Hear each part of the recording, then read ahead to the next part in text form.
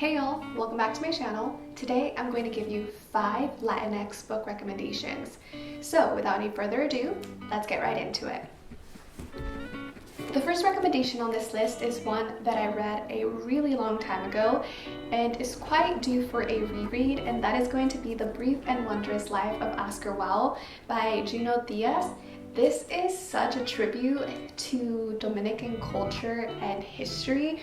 It's a little bit hard to describe. This is a magical realism historical fiction book that contains a lot of Dominican mythology and folklore. You also get to learn a lot about the history of Trujillo, which was a very infamous and cruel authoritarian regime that existed in the Dominican Republic. This book has a lot of footnotes that you are welcome to read if you want to, but they tell you a lot about the history, which is something that I personally enjoy in my historical fiction. I want to know what's going on in that time period and that era. But overall, this is just such an excellent book. Junot Diaz manages to do this amazing work in crafting a multi-generational story under this very restrictive regime, but also adding a lot of depth and a lot of nuance to his characters, especially with our main character, Oscar. Diaz also explores the question of identity with this book because Oscar is this really sweet boy and he's really nerdy and all he wants to do is write and find true love.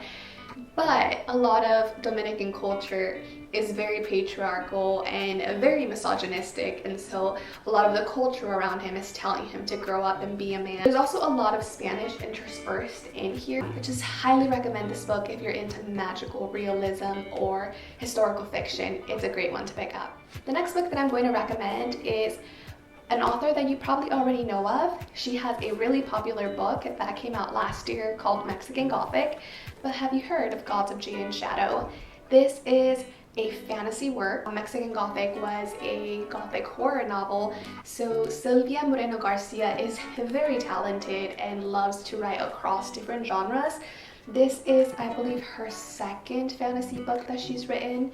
I haven't read her first one. The Gods of Jade and Shadow is set in 1920s Mexico. We follow Cassiopeia and her mom after their father died. They have to move into her grandfather's misogynistic household where they're sort of treated as servants and as people who are taking up space. So they really spend all of their time cleaning and trying to be quiet and not cause any trouble. But Cassiopeia has this way of being bold and speaking up. She wants freedom. She wants to be independent. She dreams of so much more. One day she accidentally opens up a chest and releases Hunkame, who is this ancient Mayan god of death.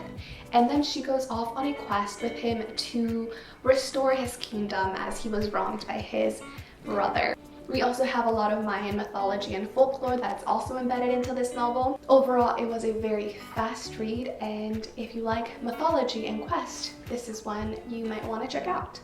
The next book on this list is one that you've heard me talk about before. This is in the memoir category, and this is by Carmen Maria Machado. This was in my top 10 of 2020, and I just adore this book. It's one that has stayed with me, and I will keep rereading over and over and over again.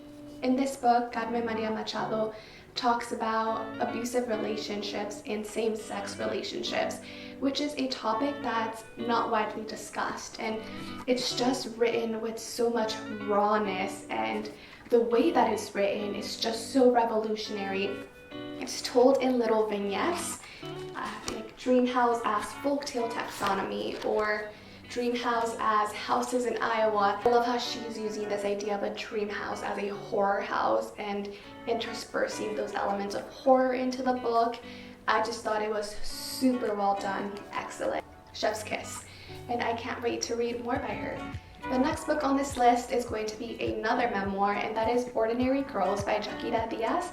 Unfortunately, I don't have the physical copy of this book, but once 2022 comes, that is one of the first books I'm going to buy. The reason I'm not buying it now is because I am on a book ban buy in 2021, but this memoir is also fantastic. Ordinary Girls is also written in such a raw and powerful way, but this memoir is fierce, it is beautiful, it is daunting. It's such a beautiful and unflinching account of growing up in extremes. The tone of this book is somewhat akin to I Know Why the Caged Bird Sings by Maya Angelou, in that she doesn't hold anything back. She tells it like it is, and I think that is one of the most powerful things about this memoir, is that everything is unfiltered. I also love that you get snippets of history of Puerto Rico, as we do see her life in Puerto Rico and also in Miami Beach, Florida as she's growing up. But definitely look up the trigger warnings for this book, as it is a very heavy and heart-wrenching book at times. It was difficult to read some of the passages in there, but it was one that was so powerful and that will stick with me for a very long time.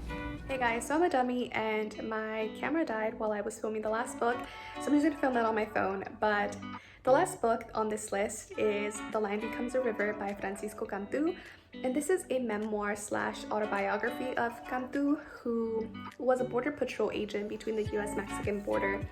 And what I really love about this book is that we get a first-hand account of what border patrol agents go through each day, but also what life at the border is like and how these policies are affecting people on the ground. What I also love about this book is that he studied international relations and border politics because he wanted to become a lawyer one day, but he really wanted to apply and get like a first-hand account of how these policies affect people on the border. So he became a border patrol agent, and he really delves into not only policy, but how these policies are affecting the border. I think it's one that you should pick up if you're interested specifically about the US-Mexican border and our immigration crisis, especially in our day and age. So those were my 5 recommendations for Latinx books. Let me know down below if you've read any of them. Thanks for watching, and I will see you on the next one. Bye!